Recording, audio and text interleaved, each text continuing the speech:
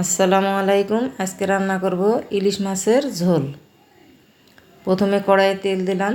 তেলগুলো গরম হয়ে আসলে দিয়ে দিলাম পেঁয়াজ কুচি, কাঁচামরিচ, তেজপাতা আর অল্প একটু শুকনা জিরা দিয়ে পেঁয়াজগুলো নেড়ে চেড়ে লাল হওয়া পর্যন্ত অপেক্ষা করলাম। তারপরে অ্যাড করলাম অল্প পরিমাণে পানি। তারপরে দিয়ে দিলাম গুঁড়া মশলা, হলুদের গুঁড়া, মরিচের গুঁড়া,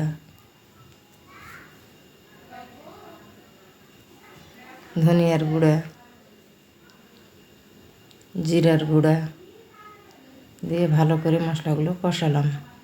কষানোর পরে দিয়ে দিলাম টমেটো কুচি। টমেটো দেওয়ার পর ভালো করে কষিয়ে নেড়ে চেড়ে দিয়ে দিলাম পরিমাণ মতো লবণ। লবণ দেওয়ার পর ভালো করে নেড়ে দিয়ে দিলাম ইলিশ মাছ। ইলিশ মাছ দিয়ে কষায়ে ভালো করে নেড়ে চেড়ে দিয়ে দিলাম পরিমাণ মতো পানি।